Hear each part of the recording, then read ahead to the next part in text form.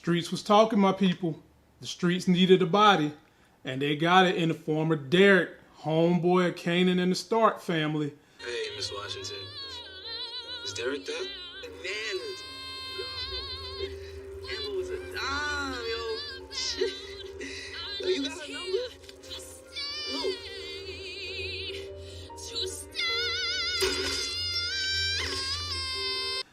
Man. Another thing this show did, thank you stars, is they didn't let this show go out like some of the other Stars shows where the women was not letting the men get a nut. Boy, Rock, she let old Symphony Basket get a full nut. And this is going to be my breakdown of episode 2, Power Raising Kanan. If you're finding me for the first time, please subscribe to the channel. Be sure to catch us tonight live where we're doing the Shy, and we'll go live to talk about Power Tuesday night and Wednesday night at 9. Tuesday night, my big homie, Brandon Keith Avery from Just My Opinion Reviews channel is going to be coming through to show his love on what he thinks about Power. And if you guys haven't watched Masters of the Universe on Netflix, check out my review. It's in the video description. In the beginning of this episode, we get Rock just breaking it down to little Kanan that it's going to be some heat on you, homeboy. It's going to be a lot of heat. Can you deal with it? And he's like, he can deal with it. But as a mother and as a drug queen pin, she's really feeling like, bruh, you can't deal with it. He goes outside. And I told y'all from my trailer review last week, there was no way this was going to be a shootout. We see the van rolling up on him. What they wind up doing, throwing out a newspaper. Now, I can't lie to y'all. I ain't never seen no dudes throwing out newspapers looking like that. And this, you talking to a brother who used to play Paperboy, the video game. I ain't never seen nobody throwing out, excuse me, not the newspaper, the telephone books looking like that. And I guess back in the 80s, we had telephone books. We don't got them no more. And from that situation, Rock decides to drive him in the Range Rover to school. We land at school, and when we get at school, Davina is beating the hell out of some chick that was smashing Buck 20.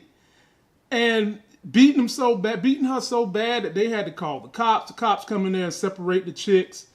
And, you know, everybody in Kanan's crew loves her. They think she's the hottest girl in the school. And they love her even more now because not only is she the hottest girl in the school, that chick got them hands. Then we get to a scene where I'm assuming they're at Lamont's diner. Yes, that's my diner, where you can get chitlins, hog maws, shrimps, crab legs.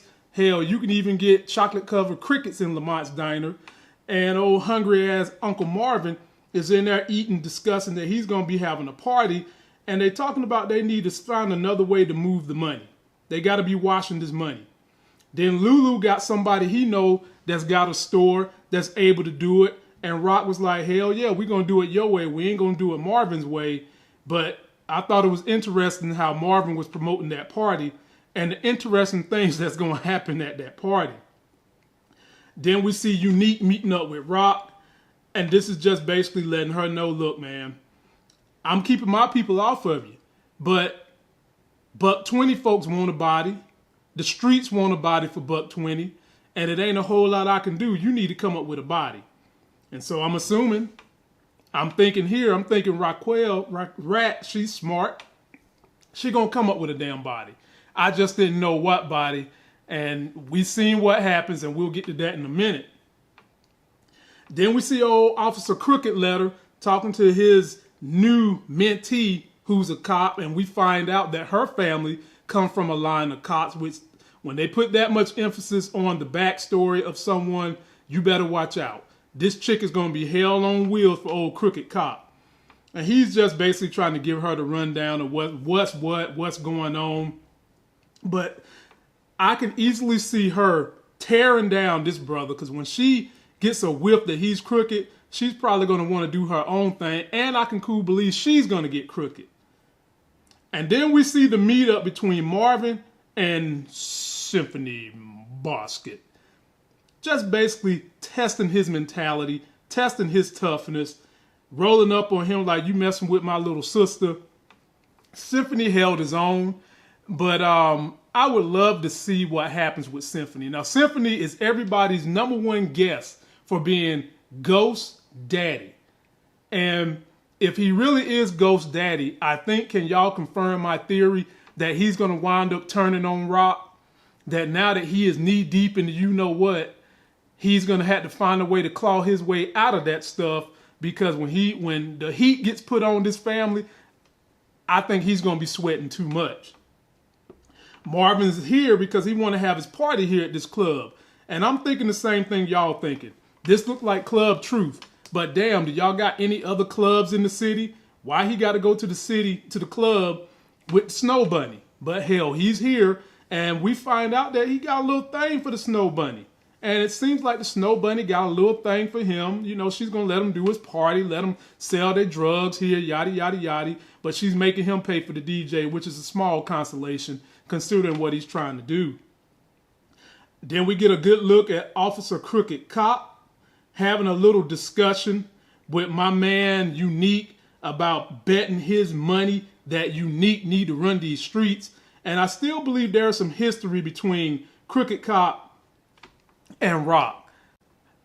They kind of went into the story of Crooked Cop knowing who Rock used to mess with, who used to be the king of the streets. And I wouldn't bet y'all a lot of money that he had something to do with taking down her ex-boy toy. Bank on it. We're going to get that backstory sooner or later too. Then we get Rock outside the store with Derek, and Lulu was giving some money to these homies. And look at the look on Derek's face.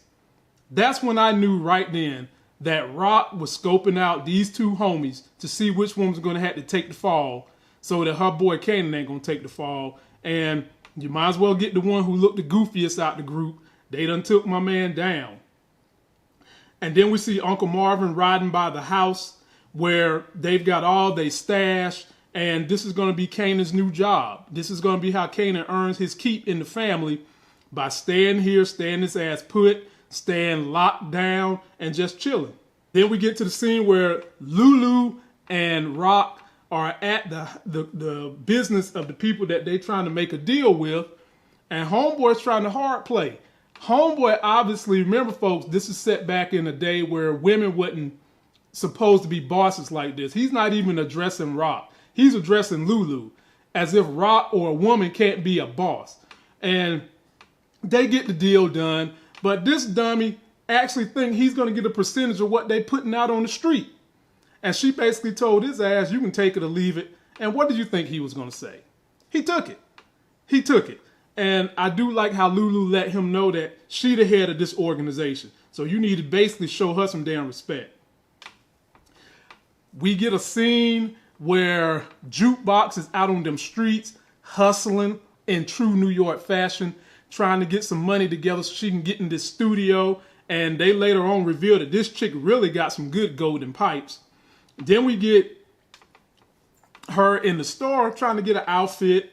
She meets up with her white girlfriend, and the white girlfriend kind of upset her in the store trying to buy her stuff. And then she gets outside and admits to her, look, where I come from, the only way we could get friends is if we bought them stuff. And you guys know what happened after that. It led to an emotional moment. It landed a kiss on her and all that. I think if there's any Snow Bunny that we're going to be able to trust a whole lot in this series, this is going to be the one. Because this is a taboo. It's always been taboo for you to be gay or lesbian. And now that these two have let each other know, I think this is going to create a bigger bond between the two. And I think this white girl is going to have connections that could help the business. Watch what I tell you. And then we get Kanan talking to Rock, asking her, where the hell you think you going? Looking like you about to be in Boomerang, having sex with Eddie Murphy, dressed up in leather. And she basically tells him, boy, it's none of your business. And then she gives him the story about how she had to pay her dues in the street game. And this is exactly what she's making him do. We see up to grab Derek when he was supposed to have been just kicking it at the crib with Kanan, watching old movies, yada, yada, yada. And he's thrown the back. And ladies and gentlemen, I had already known at this point in time that they was going to get rid of this boy. So this didn't shock me at all. And then you see Jukebox looking like, ah, hell. When my uncle pick up somebody like that, it's lights out. She already knew it. Then we see Kanan talking to Davina And this is when basically Kanan lied to her, saying he don't know nothing about what happened to Buck 20. Even tells the girl, you can trust me. Now, we already seen this chick ain't scared to get hood. This chick ain't scared to fight. Now, when she finds out that, if she finds out, and I think she will find out, that Kanan and his crew was responsible for what happened to Buck 20, this might be the event that's going to make her pull out the gats, pull out the heat, or as Moochie would say, pull out the damn hammers. But for right now, the way this story is going, we know who's going to be blamed for taking out Buck 20.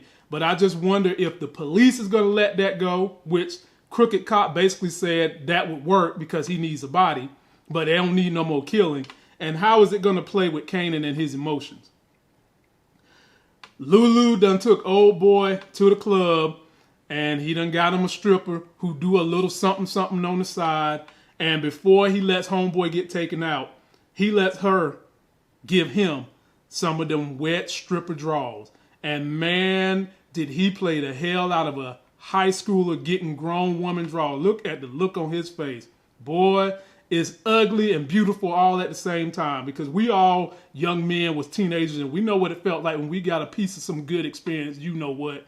And they played the hell out of this scene with him. Damn, boy, I felt bad for him. And then we get some more of Jukebox during her namesake, being a jukebox, singing the greatest tune. She up here just blowing them golden pipes to some Whitney Houston. And as she's singing Whitney Houston, we see Rock in the face of Symphony Basket.